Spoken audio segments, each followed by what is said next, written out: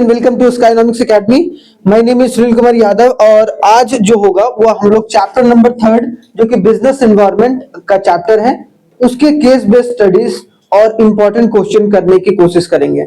यहाँ पर मैंने सारा क्वेश्चन नहीं किया, ठीक है, सारा क्वेश्चन मैंने यहाँ पर नहीं रखा है। करीबन आपको देखने को मिलेगा 20 से 22 क्वेश्चन आज मैं डिस्कस करूंगा और बाकी अगर आप लोगों को पीडीएफ चाहिए तो इसी वीडियो के नीचे जो अगर एप्लीकेशन पर आप जाओगे तो वहां पर आपको पीडीएफ भी उपलब्ध हो जाएगा, ठीक है, या फिर आप टेलीग्राम ज्वाइन कर सकते हैं, वहां पर एक तरीके से आपको पीडीएफ मिल जाएगा। क्लियर? तो हमारा फोकस क्या रहेगा बिजनेस एनवायरनमेंट में कि आखिरकार how to attempt the question, ठीक है। हम कोई भी क्या होता है कि हम लोग अपने हिसाब से चीजों को लपेट के लिखते हैं। सबसे डिफिकल्ट पेपर अगर कोई है या कोई आता है तो वो बिजनेस स्टडीज का आता है, क्योंकि आपको पता ही नहीं चलता है कि उसमें आखिरकार क्या पूछा गया और आपको क्या उसका आंसर लिखना है, जबकि आपको सारी बातें पता है। तो आप क्या करोगे, ज्यादा आप वही सारी चीजें लिख के आ जाओगे, सोचो कुछ तो नंबर देगा। अगर वो टीचर खड़ूस निकल गया या मैडम खड़ूस निकल गई, मान लो अपना पति या पत्नी से झगड़ा करके आ गई है उस दिन, तो क्या होगा, कुछ नहीं मिलेगा, ठीक है। तो हमें अपनी अप्रोच को बदलनी है, खास करके क्योंकि एग्जाम का अप्रोच बदला है, तो आपको उसी हिसाब से अपनी भी अप्रोच को बदलना होगा। नहीं बदलोगे तो मारे जाओगे और इतने गंदे तरीके से मारे जाओगे कि कोई नहीं बचाएगा, मैं सच बता रहा हूं।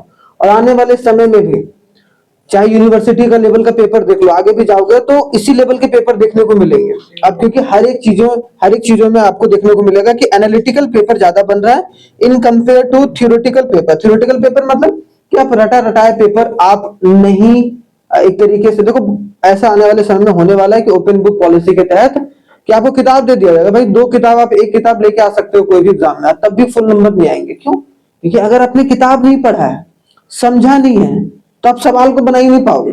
वहां पर पूरी किताब पढ़ने नहीं लगोगे ना, 3 घंटा कैसे बीत जाएगा। तो इसका मतलब क्या है कि आपको उस वक्त भी पढ़ाई करनी पड़ेगी, तो वो तरीका अलग होगा। उस वक्त की बात अलग है। लेकिन सबसे पहला क्वेश्चन देखो, question number first. Business environment हम लोग जानते हैं कि खास कर बहुत सारे बिजनेस को इम्पैक्ट डालता है उसके इन्वायरमेंट, जैसे टेक्नोलॉजिकल इन्वायरमेंट हो गया, या फिर आप लोग उसको क्या बोलो, पॉलिटिकल इन्वायरमेंट, इकोनॉमिक इन्वायरमेंट, ये सब सारे सोशल इन्वायरमेंट, ठीक है। तो ये सब सारे कुछ इन्वायरमेंट है जो कि अपने आप में इंपॉर्टेंट है। तो चलिए एक एक करके हम लोग सवाल देखते हैं। सबसे पहले स्टेटमेंट वाले क्वेश्चन है, स्टेटमेंट 1 और स्टेटमेंट 2, 2 स्टेटमेंट दिया हुआ है। हम लोग दोनों स्टेटमेंट को समझने की कोशिश करेंगे, ना कि हम खुजली करेंगे कान में, ठीक है। तो स्ट्रेट हो जाइए, थोड़ा सा खुजली कम कीजिए। हाँ देखो समझना, ठीक है। एक एक environment awareness can help the manager to identify the various threat.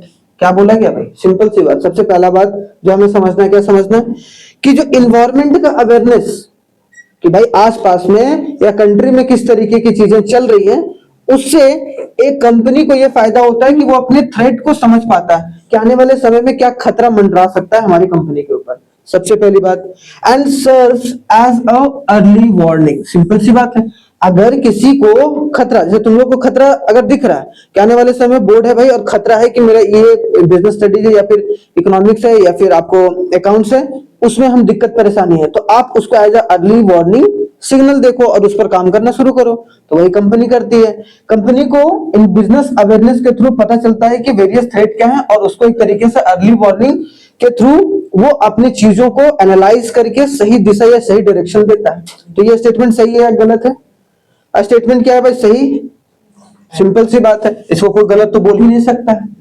लेकिन a good understanding of environment, अगर कोई अच्छे तरीके से, कोई मैनेजर अच्छे तरीके से अगर इन्वायरमेंट को समझ रहा है अपने, चाहे वो इंटरनल हो चाहे वो एक्सटर्नल हो, चाहे वो पॉलिटिकल हो चाहे इकोनॉमिक हो, किसी भी तरीके का इन्वायरमेंट हो, ठीक है, या तो वो माइक्रो इन्वायरमेंट है या फिर वो मैक्रो इन्वायरमेंट है, सारी इन्वायरमेंट को अगर सही से समझ पा रहा है तो क्या होगा, by the business manager enable them not only to identify and evaluate but also to force external, क्या बोला गया, क्या बोला, but also the force external to their firm।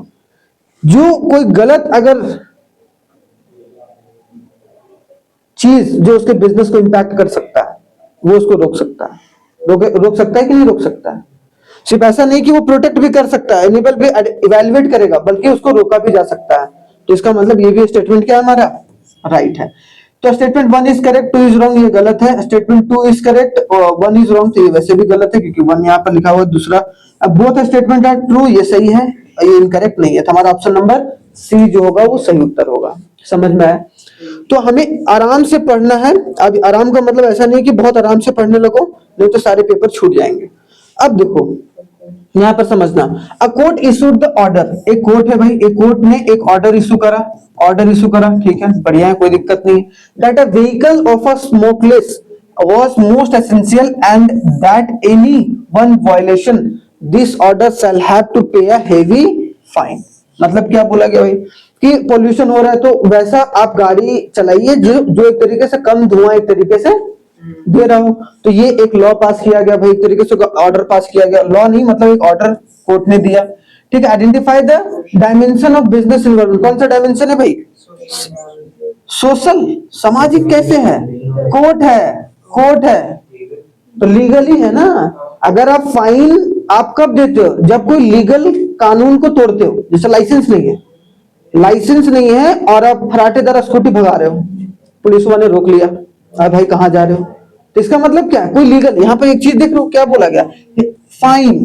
Fine आप कब देते हो? जब आप कोई रूल्स तोड़ते हो, and rules is the rules comes under the legal environment, simple सी बात।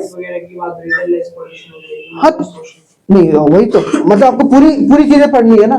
ऐसा नहीं है कि कोई इंडस्ट्री जो है वो कदम उठाया, कोर्ट उठाया, और कोर्ट एक लीगल फैसला दिया कि भाई ऐसे अगर कोई करेगा तो सरकार को ये निर्देश दिया गया कि आप उस पर फाइन लगाइए, सिंपल सी बात है। तो that is called the legal environment, जो कि आप यहाँ पर समझ सकते हो। बढ़िया सा क्लियर। चलिए आगे बढ़ते हैं नेक्स्ट थर्ड क्वेश्चन पर।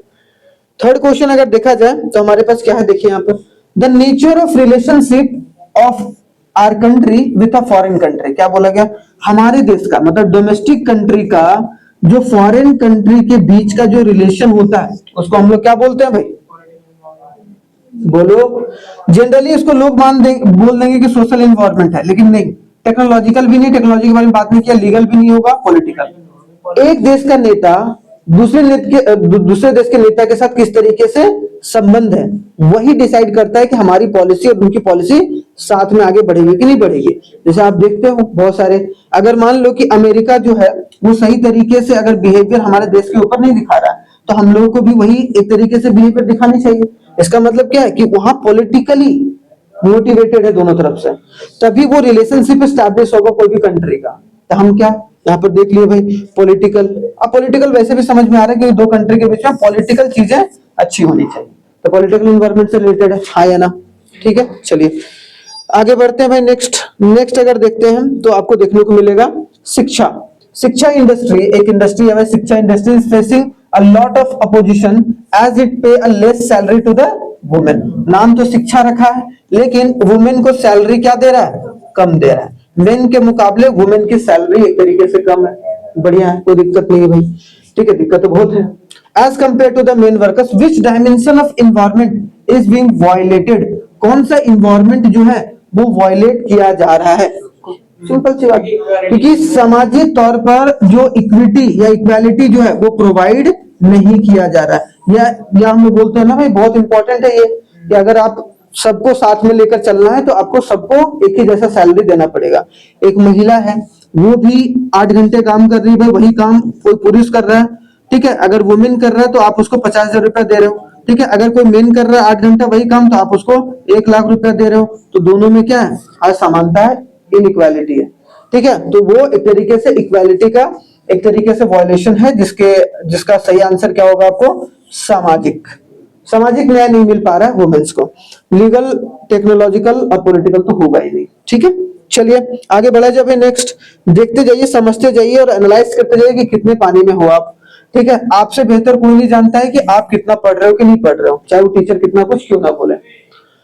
Rate of the saving and investment, क्या बोला गया? The rate of saving and investment money supply in the economy, public debt, volume of import and export are a components of dash dimension. क्या बोला गया?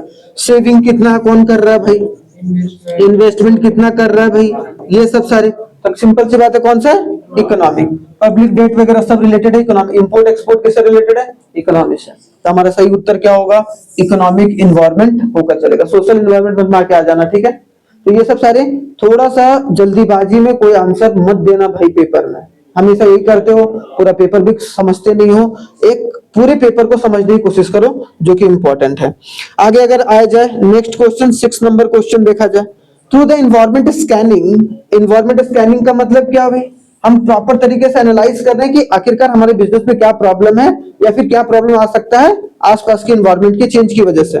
ठीक है, अब business firm can enjoy the, क्या एंजॉय करेगा भाई, बताओ। अगर जैसे बोला जाता है मारुति सुजुकी ने सबसे पहली बार ये एनालाइज करा कि हमारे देश में मिडिल क्लास पॉपुलेशन बहुत बढ़ने वाला है, जिसके वजह से उसने स्विफ्ट डिजायर या स्विफ्ट जैसा कार सबसे पहली बार जो है वो लाने की कोशिश करी, और विथ अफोर्डेबल प्राइस 4 से 5 लाख रुपया में, अधिक से अधिक 6 लाख रुपया में। इससे क्या हुआ, मिडिल क्लास इससे ज्यादा पैसा खर्चा नहीं करना चाहेगा भाई, कोई नहीं चाहेगा कि 50 लाख, और अगर उसे कम करेगा, मान लो नैनो लाया, नैनो फेल क्यों हो गया, यही रीजन था, क्योंकि उनको वो प्रेस्टीज वैल्यू प्रोवाइड नहीं हो रहा था। मान लो कि कोई 1 लाख रुपए 1.5 लाख रुपए से नैनो कार लिया, तो उसको लग रहा था यार उससे अच्छा तो बुलेट है, बुलेट में मेरा ज्यादा इज्जत है, अगर हम बुलेट चला रहे हैं तो उसमें ज्यादा इज्जत है जो 1.5-2 लाख रुपए का है। देख रहे हो, लगता है समाज में। तो ऐसे इसलिए उसका मॉडल, उस कंपनी का जो टाटा का नैनो कार है वो नहीं चल पाया, बल्कि फर्स्ट मूवर एडवांटेज के रूप में मारुति सुजुकी ने जो डिजायर वाला या स्विफ्ट डिजायर वाला जो कार निकाला, जिसके वजह से वो मार्केट कैप्चर कर लिया। इसका मतलब द फर्स्ट मूवर एडवांटेज। इसीलिए हमेशा आपको बिजनेस में एनालाइज करना होता है कि आपका एनवायरनमेंट कैसा होने वाला है, आगे आने वाले लोगों का इनकम बढ़ने वाला है, घटने वाला है, कि रिच पॉपुलेशन ज्यादा बढ़ेगा कि मिडिल क्लास ज्यादा बढ़ेगा।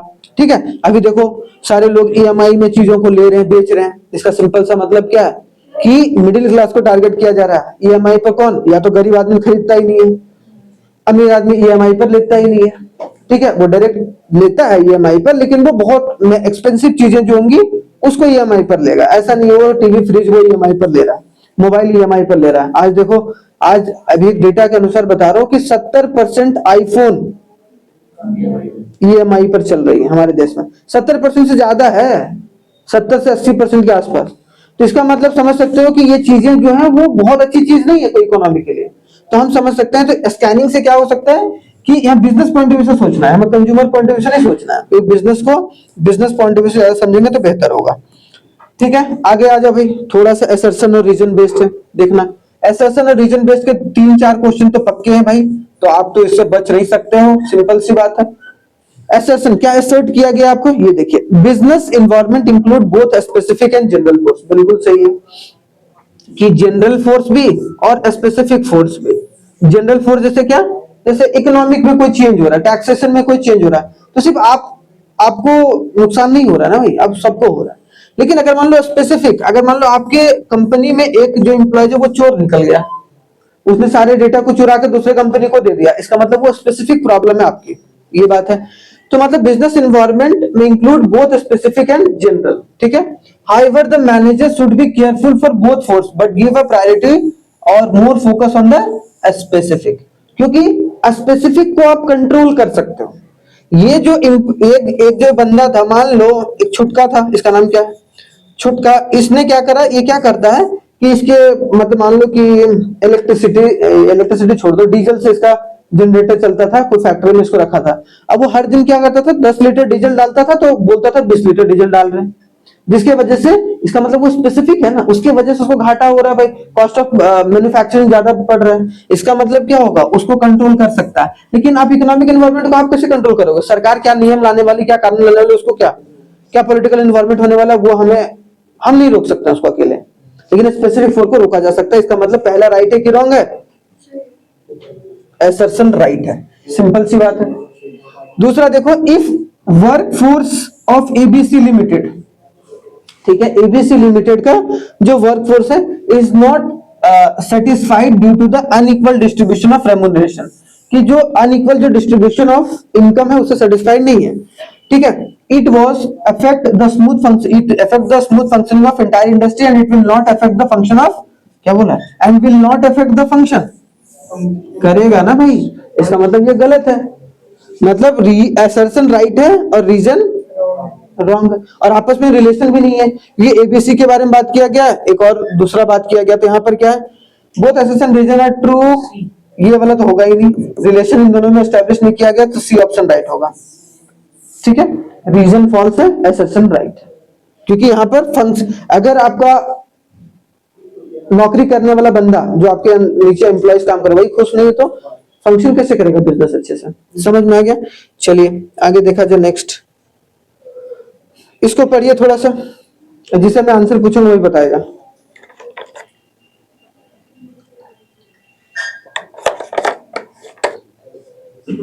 आंसर देखना मत, सिर्फ इतने ईमानदार तो हो गए तुम लोग, है ना? देखो, according to the weight and the measures act, क्या आ गया? पढ़ना ही नहीं उसके आगे, कानून, लीगल, खत्म। कहां से आगे पढ़ो? क्यों पढ़ना?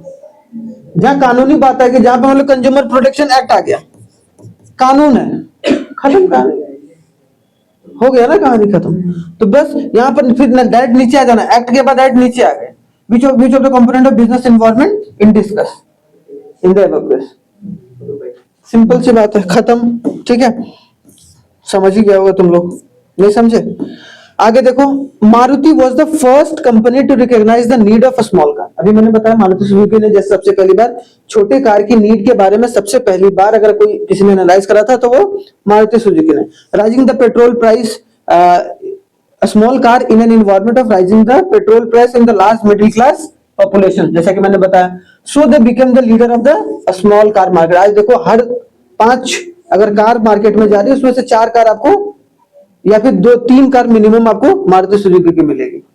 ठीक है, दिल्ली जैसे बड़े शहर में देख लो, कैब वगैरह में लगभग आपको, अब तो बहुत सारी जो है वो भी एक तरीके से उतर रहे हैं, लेकिन बहुत सारा बहुत बड़ा मार्केट जो है वो मारुति सुजुकी ने कैप्चर करके रखा है। तो which importance of business environment is highlighted? कौन सा इंपॉर्टेंस है? इंपॉर्टेंस, फर्स्ट मूवर एडवांटेज, बहुत important. Identify the early threat, threat के बारे में तो बात ही नहीं था। Adjust with a change, change के साथ एडजस्ट नहीं करा, उसने पहले भाप लिया।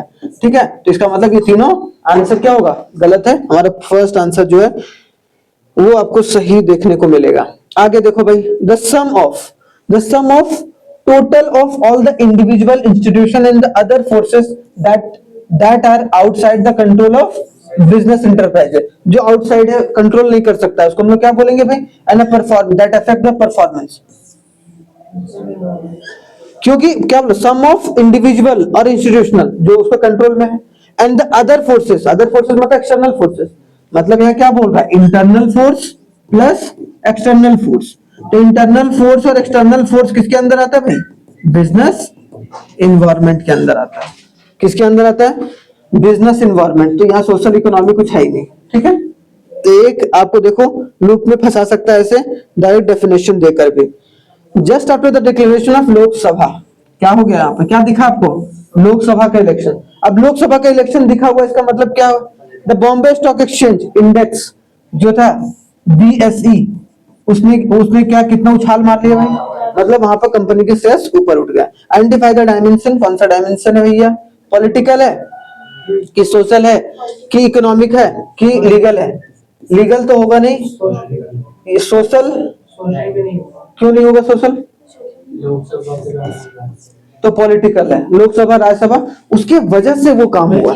तो मतलब किसके फोर्स की वजह से हुआ है? कौन से इन्वायरमेंट? तो आप बोल सकते हैं पॉलिटिकल इन्वायरमेंट की वजह से, क्योंकि हमारे देश में पॉलिटिकल इन्वायरमेंट लोग जो चाह रहे थे वही हुआ, जिसके वजह से बॉम्बे स्टॉक मार्केट जो है या स्टॉक एक्सचेंज जो है वो द कोर्ट आ गया भाई। क्या आ गया आंसर? सिंपल सी बात, आगे पढ़ो मत। ठीक है, अगर पढ़ रहे हो तो पाप कर रहे हो। सेम क्वेश्चन है, कोई नहीं। ठीक, which of the following is an example of social environment? किसका कौन सा सोशल एनवायरनमेंट है? समाज से related. The constitution of India नहीं है, कंज्यूमर प्रोटेक्शन एक्ट नहीं है, कंपोजिशन ऑफ फैमिली है, क्योंकि कंपोजिशन ऑफ फैमिली है कि आपके वो आपका सामाजिक इन्वायरमेंट का है कि आजकल जो पॉपुलेशन में या फिर जितने भी लोग हैं वो क्या न्यूक्लियर फैमिली को अपनाना चाह रहे हैं या फिर ज्वाइंट फैमिली को मतलब अपनाना चाह रहे हैं, उसके हिसाब से आप कंज्यूमर को टारगेट कर सकते हो। कंपोजिशन ऑफ फैमिली के हिसाब से भी कंज्यूमर को टारगेट किया जा सकता है, टैक्स रेट भी नहीं होगा। बिजनेस इन्वायरमेंट डैश है, क्या है? Keeps on changing, constant approach नहीं होता, स्टेबल भी नहीं रहता है। सिंपल सी बात है, मतलब कीप्स ऑन चेंजिंग। 28वां देखो इसके बाद मैंने 14 से 28वां इसलिए आया क्योंकि इसके बीच में बहुत सारे क्वेश्चंस हैं जो कि एमसीक्यूज थे, जो कि आपको प्रॉपर मिलेगा आपको पीडीएफ के तौर पर। अब इसमें देखो यहाँ पर क्या बोला गया, the court passed an order. ठीक है, यहाँ पर 5 चीजें दी गई, 5 में अलग अलग एनवायरमेंट बताना है। ठीक है, पहला बोला कि ऐसे 5 नंबर के क्वेश्चन पूछे जा सकते हैं आपको, दैट बोल देगा 5 नंबर का क्वेश्चन, 5 मार्क्स के क्वेश्चन। अब इसमें 5 अलग अलग दे दिया, बोला भाई बिजनेस एनवायरनमेंट बताओ सबका क्या, और एक एक लाइन दो दो लाइन में एक्सप्लेन करो, समझ रहे हो? तो इसका ये मतलब नहीं कि एक लाइन सिर्फ लीगल एनवायरनमेंट या सब लिख देना और चुप रह जाना, नहीं, हमें क्या देखना है, द कोर्ट पास्ट, कोर्ट हो गया तो क्या हो गया, लीगल हो गया, कोई दिक्कत ही नहीं, लेकिन अपने से एक लाइन जरूर लिखना ताकि वहां क्रेडिबिलिटी बनती है, समझ गए? तो लीगल क्या बोला गया था, कोर्ट है pass the order that all school must have a water purifier for the school children, सही बात है। दूसरा, society in a general is more concerned about a quality of life, quality of life मतलब social, समाज, social समझ रहा है, ठीक है, इसका मतलब क्या हो गया, ये सोशल हो गया। इनोवेटिव टेक्निक, टेक्नोलॉजिकल, यहाँ पर ये तो आराम से समझ जाएगा, ठीक है, कोई भी, ठीक है, तो टेक्नोलॉजिकल इन्वायरमेंट। उसके बाद incomes are rising and the childrens at homes are also drinking purified water, तो income are rising, income are rising मतलब किसी भी। आगे fifth number, the government is also showing a positive attitude towards the water purifier business, identify, क्या होगा यहाँ पर, the government is also showing, government, सरकार कुछ काम कर रही है, जहां भी सरकार की इन्वॉल्वमेंट दिख गई डायरेक्टली पॉलिटिकल, जहां कानून कोई व्यवस्था की बात हो गई, ठीक है, वहां पर लीगल, ठीक है। तो ये था एक छोटा सा, आगे देखो फिर नेक्स्ट है थोड़ा सा ऐसा ही कुछ, देखो the court pass an order to ban a polythene bag, legal, ठीक है। The bags are creating many environment problem that affect social, समाज को एक तरीके से प्रदूषित कर रहा है। Society in general is more concerned about the quality of life, government ने जूट इंडस्ट्री को बढ़ावा दिया, थर्ड में, थर्ड में पॉलिटिकल है, अच्छा यहाँ आंसर में नहीं, society in the general is more concern about, ये तो सोशल होगा, तो हाँ हम लोग कौन, दोनों सोशल है, सेकंड और थर्ड नहीं, दोनों सोशल कैसे होगा, देखो ना, इसको छोड़ दो ना थोड़ा सा, क्या पहला लीगल दिया, ठीक है, दूसरा the bag is creating many environmental problem, social, ठीक है। थर्ड देखो सोसाइटी इन जनरल, ये भी सोशल होगा, ठीक है। The government is deciding to give the subsidy, नहीं टेक्निकल, अच्छा वो इनोवेटिंग टेक, ये लगता है डबल हो गया इसका मतलब, यहाँ ना यहाँ से ये दूसरा लाइन होगा, जो इनोवेटिव मतलब सही लिखा हुआ है वो, ठीक है। देखो पहला कहां से कहां होगा, देखो मैं बता रहा हूँ, छोड़ो, देखो सबसे पहले लीगल है ना, तो द कोर्ट, ये वाला एक यहां से लेकर यहां तक, कौन सा है, समझ रहे हो, यहां से यहां तक कौन है, ये दूसरा नंबर सोसाइटी वाला है, ठीक है। तीसरा नंबर गवर्नमेंट वाला है जिसमें आपको पॉलिटिकल इन्वायरमेंट देखने को मिलेगा, और फोर्थ नंबर यहाँ इनोवेशन वाला है, और फिफ्थ नंबर ये है, ठीक है। तो ये बात याद रखना है, थोड़ा सा देख लेना अपने से, ठीक है। आगे देखो फिफ्थ नंबर 35, देखो इसमें 6 नंबर का क्वेश्चन है, ये कितने नंबर के, 6 नंबर के। ABC corporation which has manufacturing paint, जो पेंट का मैन्युफैक्चरिंग कर रहा है, enjoy a prominent market position as the manufacture best quality of paint, ठीक है, पेंट की best quality, made a timely payment of taxes to the government, government को taxes भी सही समय पे दे रहा है, it assemble a various input, finance, machine, raw material etcetera from the environment, but since the last year it has been dumping its untreated poisonous waste on the river bank, लेकिन हाल ही में वो गड़बड़ी कर रहा है, क्या कर रहा है कि जो उसका जो पॉइजनस जो डंप कर रहा था उसको ट्रीट करके नहीं कर रहा है, उसको पानी में ऐसे डाल रहा है, ठीक है, which create a health problem for the people, जो कि health, as a result the court pass an order to seal the, उसको वही बंद कर दे, मैन्युफैक्चरिंग यूनिट को कोर्ट में ऑर्डर पास करा। तो देखो state the importance of business environment highlighted, कौन सा इंपॉर्टेंस है, दूसरा identify in 2 dimension of business, कौन सा यहाँ पर है, एक तो लीगल हो गया और दूसरा क्या हो गया, सोशल हो गया। स्टेट इन 2 वैल्यूज, इसका बताओ ना, इंपॉर्टेंस ऑफ बिजनेस एनवायरनमेंट, महत्व कितना बिजनेस एनवायरनमेंट का,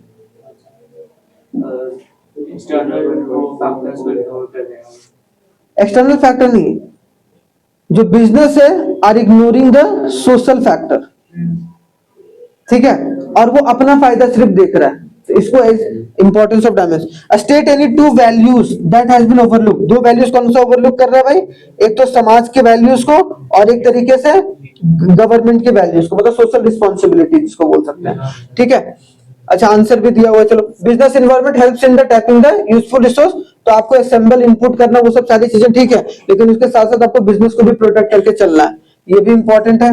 दूसरा अगर देखा जाए तो यहाँ क्या बोला भाई? सोशल एनवायरनमेंट और लीगल, ये तो ठीक था। वैल्यूज तो ओवरलुक्ड किसमें? एनवायरनमेंट प्रोटेक्शन को देखना चाहिए, ह्यूमन लाइफ को देखना चाहिए, respect the law and order, क्योंकि कानून में लिखा हुआ भाई कि बिना अनट्रीटेड अगर कोई चीज अगर आप छोड़ रहे हो, ठीक है, पानी में, तो वो एक एथिकल नहीं है, ये एथिक मतलब एथिक के हिसाब से नैतिकता के खिलाफ है। तो आपको समाज के रिसोर्सेज का उपयोग कर रहे हो तो आपको समाज के लिए भी अपनी दायित्व या नैतिकता बनाकर चलनी चाहिए, जो कि अपने आप में इंपॉर्टेंट है।